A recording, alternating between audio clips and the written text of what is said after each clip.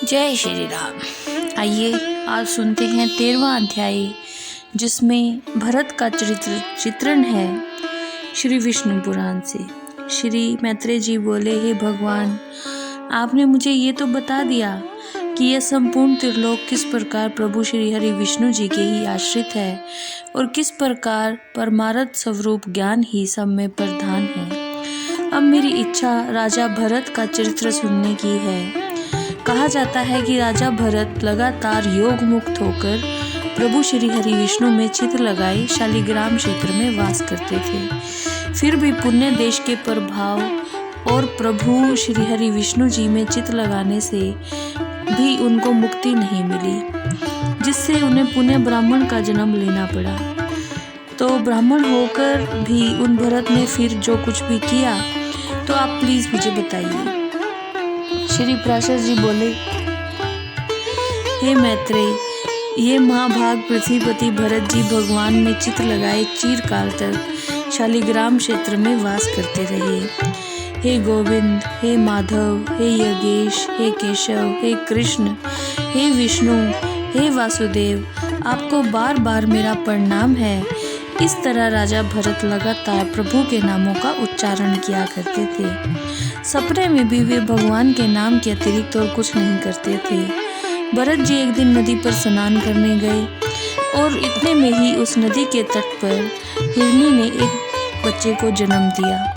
जैसे ही उस हिरनी ने जल पीकर अपनी प्यास बुझाई और बच्चे को जन्म दिया, उसी क्षण वहां भयभीत कर देने वाली शेर की दहाड़ सुनाई दी। शेर की दहाड़ से भयभीत होकर हिरनी एकदम उछलकर नदी के तट पर चढ़ गई। नदी की तेज धारा में बहते हुए उस हिरनी के बच्चे को भरत जी ने पकड़ लिया। हे मैत्रेय, वह हिरनी को मरी हुई देख भरत जी उसके बच्चे को अपने आश्रम में ले आए। हे मुने, भरत जी उसको पालने लगे। वह मृग शावक भी उनसे पोषित होकर दिन प्रतिदिन बढ़ने लगा। वह मृग शावक आश्रम के आसपास ही घास चरता रहता था और कभी कभी वन में दूर जाकर शेर के डर से वापस लौट आता था।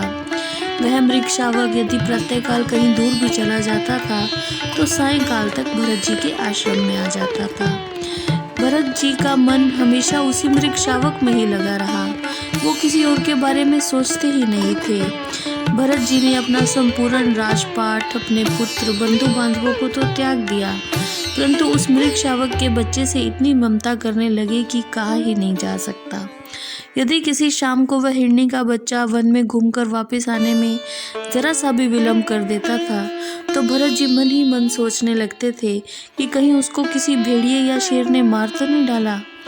अब उनको उस मृग शावक की चिंता होने लगी। कभी काफी देर तक गए हुए उस बच्चे के लिए भरत जी चिंतित हो जाते थे, तो कभी उसको देखकर प्रसन्न हो जाते थे। जब वह मृग शावक जंगल से लौटकर आ जाता तो भरत जी का मुख कमल के समान खिल जाता था। इस तरह उसमें आसक्त चित रहने से भरत जी की समाधि टूट गई। मरते समय भी भरत जी उस मृग शावक को अश्रु भरे नेत्रों से देखते रहे और अपने प्राणों को त्याग दिया। हे मैत्रेय, प्राण त्याग के समय स्नेहवश भरत जी की उसी मृग शावक में तल्लीनता के कारण उनसे प्रभु चिंतन नहीं हो पाया, जिसके कारण राजा भरत जी जम्बू मार्ग के घनघोर वन में अपने पूर्व जन्म की स्मृति से युक्त एक मृग के रूप में जन्म लिया। अपने पूर्व जन्म का स्मरण रहने के कारण वह संसार से उपरत हो गए और अपनी माता को त्याग कर फिर शालिग्राम क्षेत्र में आकर वास करने लगे और वहां सूखे घास फूस और पत्ते खाकर उन्होंने फिर प्राण त्याग दिया।